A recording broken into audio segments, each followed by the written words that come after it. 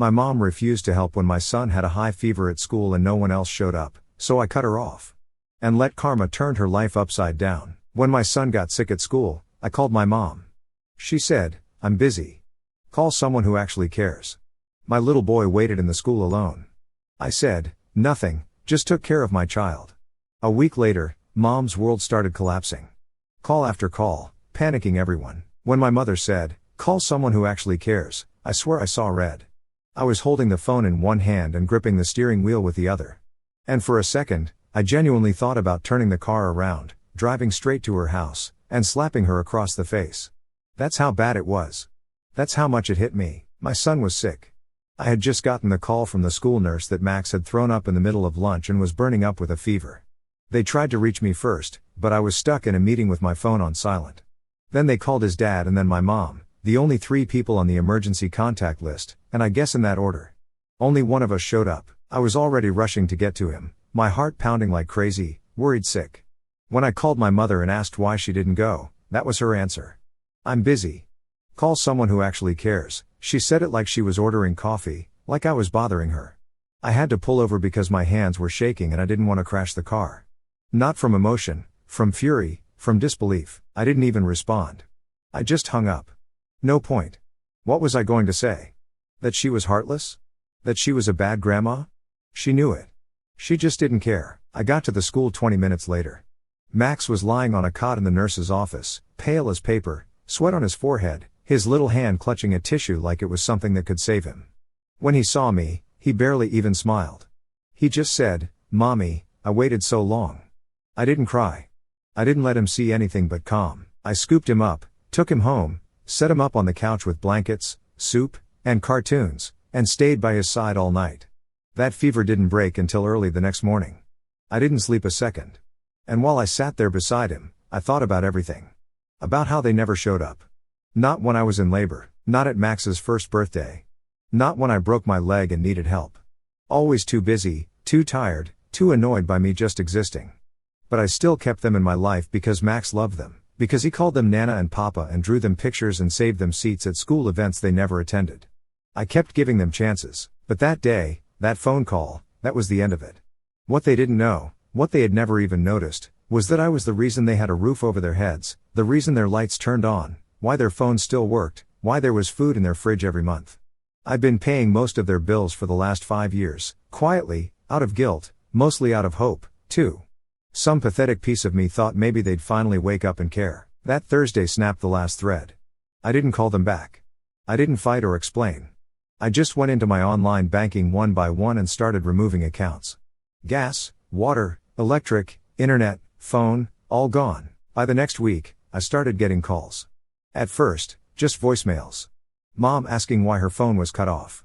Dad wondering why the electric company was leaving notices. Then the tone changed from confused to angry to something else entirely. Panic, but I didn't pick up because for once, they were finally going to feel what it was like to be left waiting. By the end of that week, they were calling me nonstop. First Mom, then Dad, then Mom again from a different number. I didn't answer a single one. Not because I was being petty. I just didn't care anymore. Something in me had shut off. The same way they'd been cold and indifferent for years. I finally reached that place, too. Except I had reasons. They just had excuses. Max was getting better. Still pale, still not eating much, but no more fever. Every night, I made him soup, rubbed Vicks on his chest, sat with him while he drifted off to sleep. And while he rested, I listened to voicemail after voicemail. At first, they blamed the companies. Maybe there was a system error, maybe the bank had messed something up. Then came the suspicion. Mom said, "I don't know what's going on, but if you did something with our bills, that's low, Linda. Even for you. Even for me, that was hilarious." By day 10, they had no electricity, no water, no working phone lines. The food in their fridge had gone bad. They had to drive to the library to send emails. They reached out to one of my cousins in Texas. She messaged me on Facebook asking if I'd heard from them. I just said they're fine and left it at that. I knew they'd run out of savings quick. They never had much, and what they did have they spent on scratch tickets, cigarettes, and junk off TV. I'd been covering most of the essentials for years. They had no idea how fragile their little house of cards really was. A few more days passed and then it happened. They tried to steal my car. I came out of the grocery store and saw my dad standing next to my car fiddling with the handle. Took me a second to realize who he even was. He looked wrecked, like he hadn't slept or showered in days. When he saw me, he didn't even pretend to be surprised. He said they needed the car, just for a while. Said it wasn't fair that I had everything and they had nothing. I told him to back away. He didn't. So, I called the police right in front of him, gave them his name, told them he was trying to break into my vehicle, and made sure he heard every word. He left before they arrived, but I filed the report anyway. Got the security footage from the store, too. I knew he'd be back. And sure enough, 2 days later, someone slashed my tires. Nothing stolen, nothing touched, just 4 deep knife marks across each one. I didn't see who did it, but I didn't need to. I bought cameras, installed them that night. They wanted to play games. Fine. I knew how to win because I hadn't just stopped paying their bills. I had access to everything. Still had passwords to their bank, their emails, even Dad's social security login. I didn't steal anything. I didn't move a cent. I just watched and waited. It is the next step was going to ruin them. 3 days after the tire slashing, I got a notification. My dad had applied for a payday loan. He listed his car as collateral, the same car that hadn't run in 2 years. He must have been desperate because the amount was barely enough to cover a single utility bill, and the interest was brutal. I watched the deposit hit his account, and 2 hours later, a grocery store charge came through, then a gas station, then nothing. They blew through the money in a single day. That same week, a letter came to my house address to my mom. She must have forgotten she used my address for some of her junk mail. It was from the IRS, a notice. She'd failed to report something from 2 years back. Some stimulus refund error or disability paperwork she fudged. Normally, I would have warned her. She would have ignored it and I'd end up fixing it for her anyway. This time, I didn't. I let it sit on the counter unopened. Then, I shredded it. They were drowning and I wasn't throwing a rope. Then came the job hunt. My aunt messaged me out of nowhere. Said she saw my parents at a strip mall going door to door asking about cashier jobs. Mom in her oversized sunglasses pretending she wasn't panicking. Dad limping on his bad knee trying to convince people he could lift. I knew exactly what they were doing. Looking for sympathy. Playing the "our daughter abandoned us" card. But no one was hiring. Not people their age. Not without experience. Not in this town. One night, my mom left me a voicemail. She didn't even yell this time. She just said, "You made your point. Now fix it." I didn't respond. I was at home with Max doing a puzzle, watching a movie, just being a mom. A good one. The next morning, they came by again unannounced. This time, they stood in the yard. Didn't come up to the door. Just stood there hoping I'd see them through the window. I did. I closed the blinds. Later that night, Max asked why Nana and Papa didn't come around anymore. I said they were taking a break. He asked if they were mad. I told him no because I couldn't bear to tell him the truth. That they never loved him the way they were supposed to. That they resented him because he was mine. That they ignored his birthday, never came to his school plays, and wouldn't even pick him up when he was sick and crying. They were trying to break in that night. I heard the noise at 2 a.m. One of the security cameras flashed. Dad again, alone this time, trying the back window. Quiet, careful, but not careful enough. I hit the alarm button and let the house light up like a stadium. He ran. I didn't call the police this time. I filed the report first thing in the morning. Sent it directly to the detective who handled the car incident. Now it was official. Attempted vehicle theft and attempted break-in. A warrant was coming. That's when everything stopped. No more calls, no more visits, just silence, like they disappeared overnight. But I knew better. They were hiding and they were plotting something. They always were. A week passed with nothing. No calls, no messages, no suspicious footsteps outside the house. I started to think maybe it was over, that they'd given up. Finally gotten the message. Maybe they were too broke or too embarrassed to try again. I let myself breathe a little. Max was back in school by then and life had settled into something close to normal. I was finally sleeping. I even went out for coffee alone one morning, sat outside a cafe downtown, and for the first time in months, didn't look over my shoulder. That's when the letter came. A manila envelope. No return address, just my name handwritten in shaky pen. Inside, 3 printed photos. The first was Max standing outside his school, backpack on, talking to a teacher. The second was my house taken from across the street at night. The third, a close-up of me pushing a grocery cart, smiling at my phone. There was no note, no threat, just those 3 images like someone wanted me to know. We're watching. I didn't panic. I didn't scream. I walked to my front door, double-locked it, Pulled the security footage from the last 48 hours, and then I called my lawyer. It wasn't just about revenge anymore. They were unstable, and they had nothing left to lose. 2 days later, my bank account was frozen. I got a fraud alert, and when I called to confirm it wasn't me, the rep told me someone had tried to access the account with the wrong password repeatedly. Somehow, they triggered a lockdown. I asked for details. She paused and said something I'll never forget. They answered your security question correctly. I had only ever shared that answer with one person, my mother. 15 years ago during college. I'd never changed it, now it was all unraveling. I rushed to reset everything. Like credit cards, utilities, even Max's school login. They were trying to squeeze me now. Turn the pressure back on me. If I hadn't caught it in time, they could have drained everything. But here's where it got even worse. My dad got arrested. I didn't find out from the cops. I found out from Facebook. A neighbor shared an article. Man arrested in connection to string of break-ins. Local resident files charges. It was him. Mugshot and all, same flannel shirt he always wore. Eyes wild. The article didn't mention me, but I didn't need it to. I knew why he did it. He wanted to get caught. He thought I'd bail him out. I didn't. I waited. Waited to see what Mom would do now that he was gone. She didn't disappoint. She showed up at my house 2 nights later. No knock, just standing there in the rain, soaking wet, holding a plastic bag like she was carrying groceries. I didn't open the door, just turned on the porch light and watched her through the camera. She stood there for 5 minutes, not moving. Then she looked straight into the lens and mouthed the words, "You owe us." Then she walked off and I realized something. They weren't going to stop. Not until I finished what I started. After that night, I changed everything. I pulled Max out of school for a week. Told them it was a family emergency. Took him somewhere safe. A little Airbnb 3 towns over with high fences, no neighbors, and cameras of its own. While he watched cartoons and read books, I sat at the kitchen table with a legal pad and a burner phone, tying up every loose end I'd left hanging for years. First, I shut down their bank accounts. I still had access to one of their old emails. It was all linked. They hadn't noticed the password reset notification because I disabled 2-step a long time ago back when they asked me to make the internet stuff easier. Then I forwarded a record of every payment I'd ever made on their behalf to my lawyer. Rent, insurance, prescriptions, even groceries. I had years of receipts. I didn't want their apologies.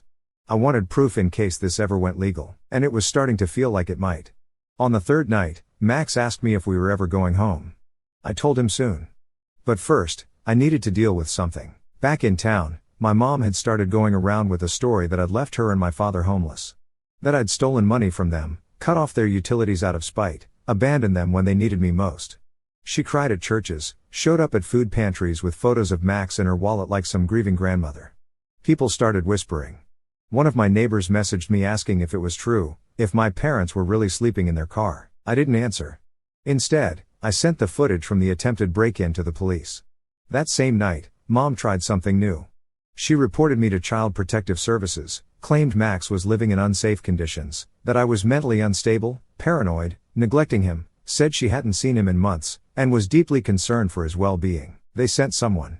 A surprise visit 2 days after we got back from the Airbnb. The woman was polite.